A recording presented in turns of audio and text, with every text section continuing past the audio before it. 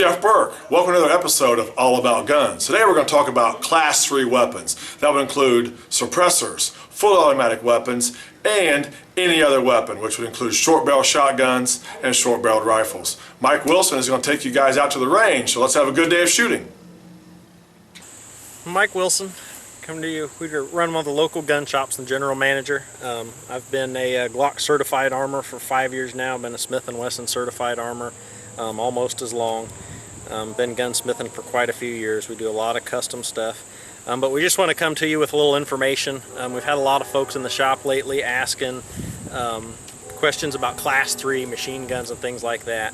One of the common misconceptions that we get questions asked a lot is a lot of folks think that they're illegal and they can't own it. And that's not true at all. The suppressors have been legal in Indiana for a very long time. They just recently, in the last couple of years, made them legal to use for hunting even. So it's a great tool to have. They're always, you know, it's very helpful with your hearing protection.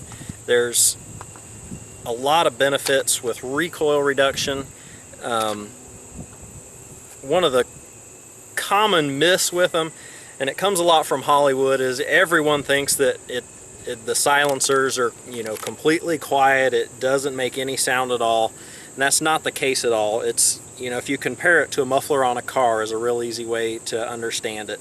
A muffler makes a brand new car very, very quiet. You cut that muffler off and it's obnoxiously loud. You still get sound with them, but it's, like I said, it helps a lot with your hearing protection. Regular hearing protection deadens the actual noise of shooting, but it doesn't do anything to help the concussion from the blast. And what suppressors do is they actually will eliminate that blast in most cases. So it's a lot safer for your hearing than just your normal hearing protection. There's a lot of different ways that you can get in to acquiring them. You can do regular paperwork, which for most suppressors, machine guns and things, is just an easy Form 4.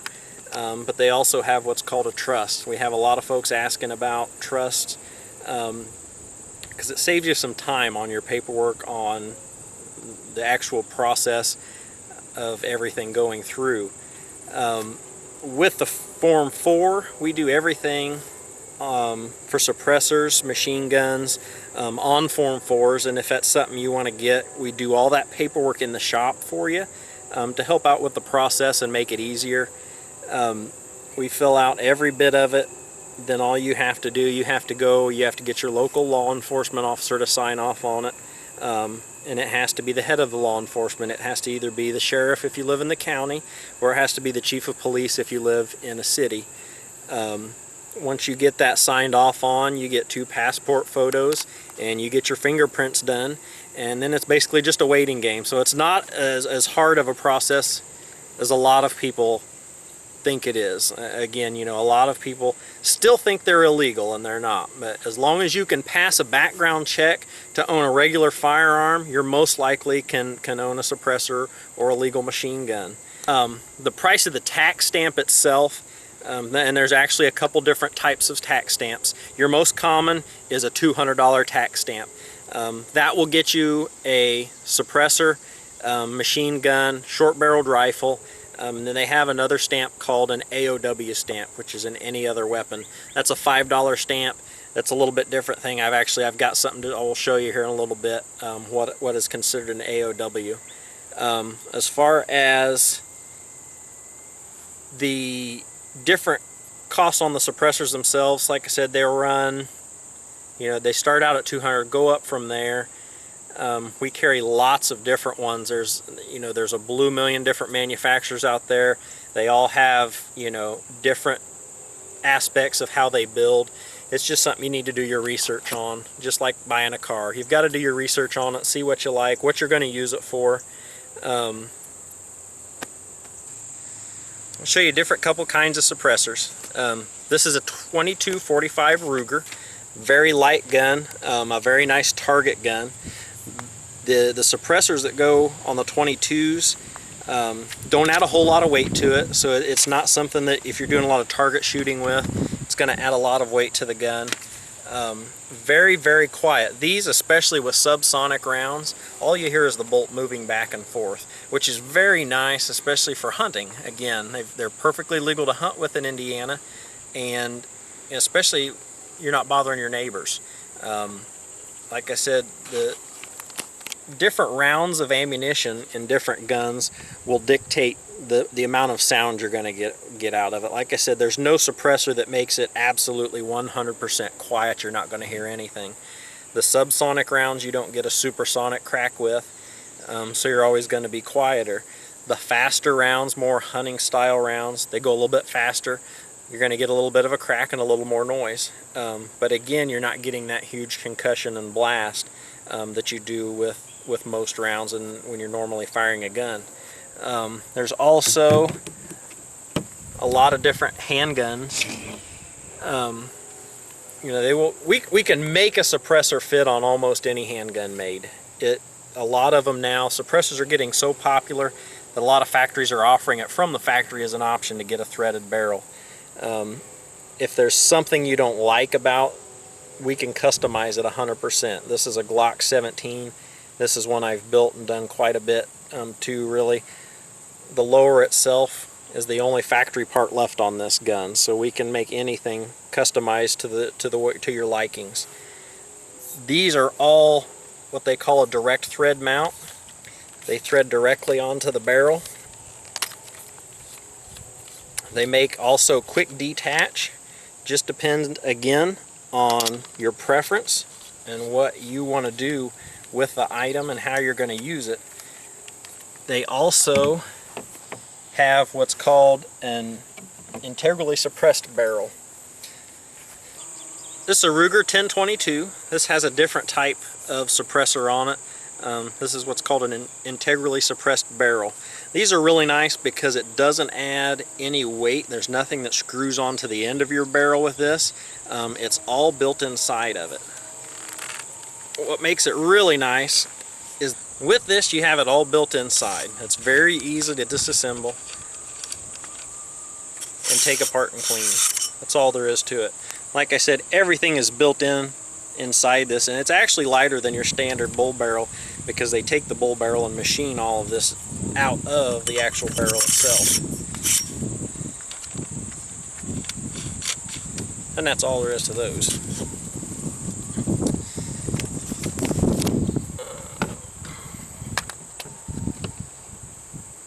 And we'll show you how quiet some of these are with the 22. We'll start out with a pistol first. This is the Ruger 2245 light that we showed you. We're going to do one round. This is the subsonic ammunition I told you about. It doesn't go fast enough to make a supersonic crack.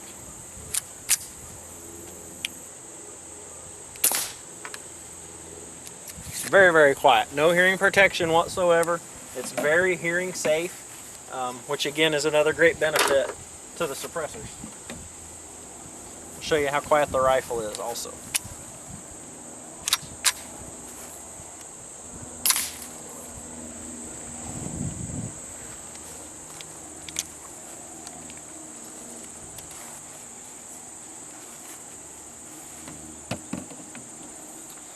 We'll move up to some other handguns. Grab some 45.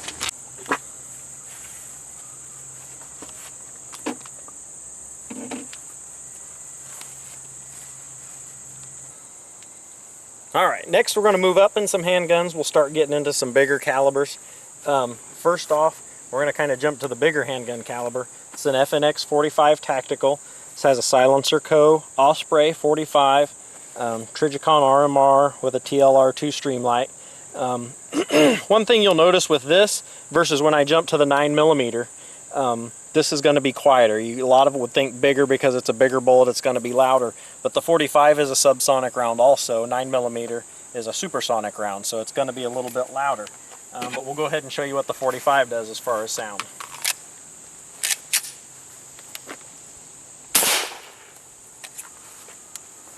Again, very, very hearing safe. I'm still not wearing any kind of hearing protection whatsoever. Everything is just perfectly fine as far as the hearing goes. This is a Glock 17. Same suppressor. This is their Silencer Co. This is their 9mm version.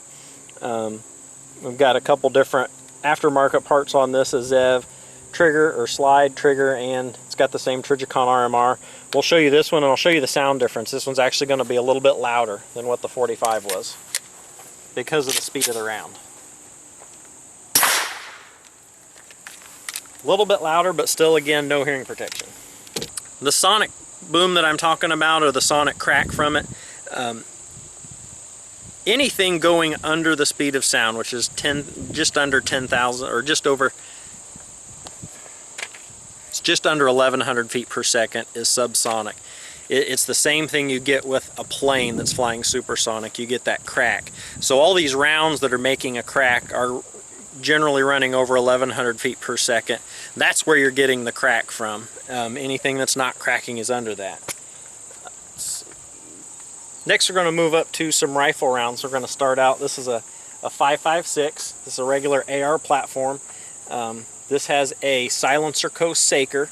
This is a little nicer. On a lot of the rifle suppressors are quick detach. That way you can take them off and switch them between different rifles if you need to. It's just a half a turn and it comes right off. You can shoot it. So if you need to shoot it unsuppressed or throw the suppressor on quickly, it just makes a convenience.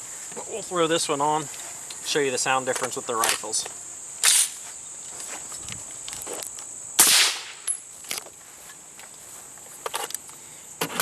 Once again, absolutely no hearing protection whatsoever, and very hearing safe. This is the Tavor. It's an Israeli weapon. This is their one of their issue weapons for the Israeli military. This is set up with an EOTech. Has a 3-power magnifier. Again, the Saker K. Quite a bit of modifications done to this. And we'll show you how quiet this one's going to be as well.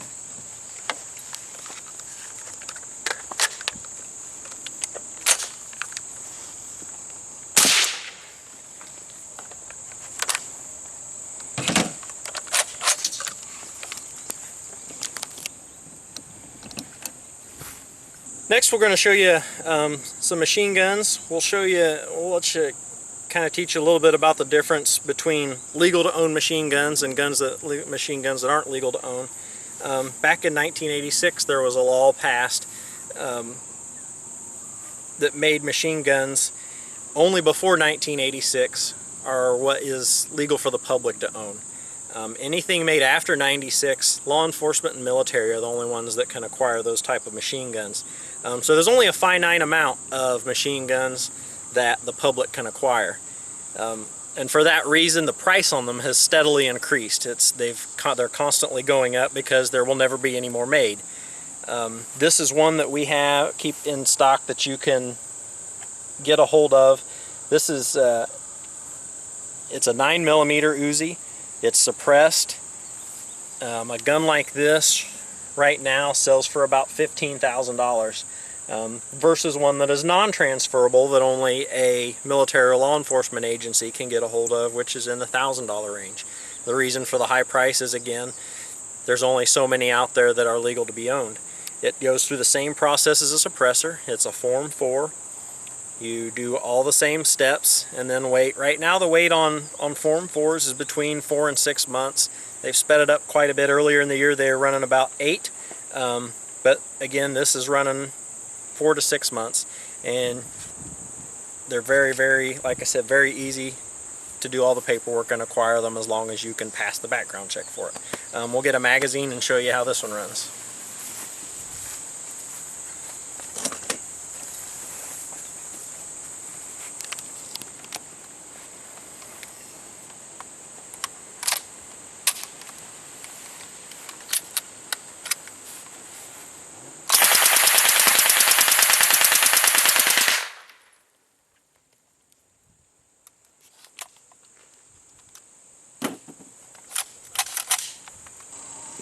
Next up, we're going to try another Glock variant.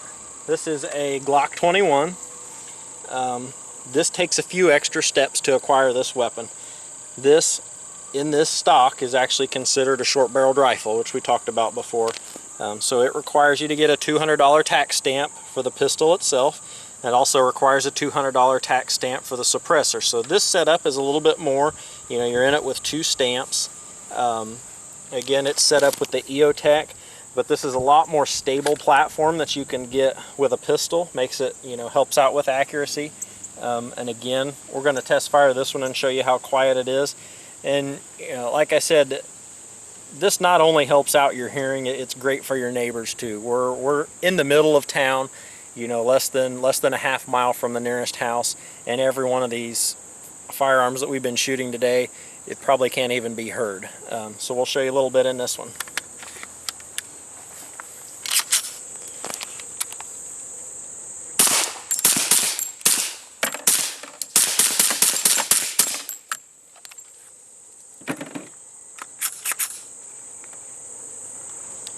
Next, I'm going to go over a little bit about short-barreled shotguns and things like that, since Indiana just here in last July legalized short-barreled shotguns.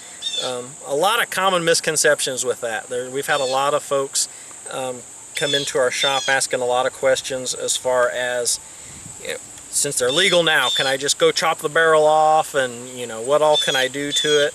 The answer to that is definitely no. Just because short-barreled shotguns were legalized in Indiana does not mean you can go in your garage and grab your hacksaw and start cutting barrels off. You would be facing federal prison time. The way it still has to be gone about legally. The way to legally do it is, and the easiest way is to acquire one that's already built by a manufacturer. You can go in any Class 3 dealer and order them directly from them, from any company that builds them. This is one thing that has always been legal in Indiana, and a lot of folks think this is a sawed-off shotgun, but it's not. The definition of a shotgun by the Bureau of Alcohol, Tobacco, and Firearms, kind of in a summed-up manner, is defined as a weapon that's designed to be fired from the shoulder and to use the explosive energy in a fixed shotgun shell to fire through a smooth bore, either a number of ball shot or single projectile for each single pull of the trigger. And the first sentence of that is what you really need to listen to. The definition of a shotgun is any weapon that's been designed to be fired from the shoulder. This was never designed to be fired from the shoulder, so this is technically, in the ATF's eyes, it's not considered a shotgun. It's also not considered a pistol, even though it has a pistol grip. This is what they call an AOW, or an any other weapon. This is the one I was talking about earlier that's only a $5 tax stamp. You still have the same amount of wait time and everything. It's just a little cheaper to acquire. You can get the sawed-off shotgun version of this with a buttstock on it, but you're going to pay the $200 tax stamp because it's designed to be shouldered. This one is set up with a lot of different features. One especially that you'll notice that you don't see on a lot of shotguns is it's magazine fed. These will take any of the Sega brand magazines. You can put up to a 20-round drum on this. The receiver itself and the conversion is done by Black Aces Tactical. This one has also been set up with a door breaching muzzle brake for an offset for blowing hinges and door handles. And it also comes with an offset charging handle to keep your hands out of the way of the magazine.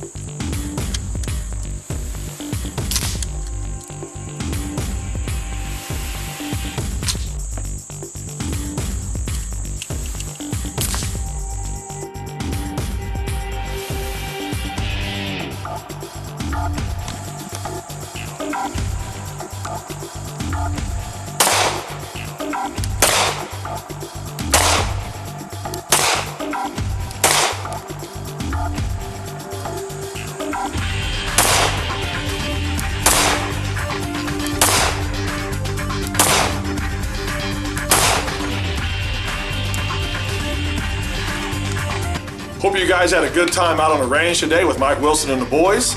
My name is Jeff Burke, and we'll see you next time on All About Guns.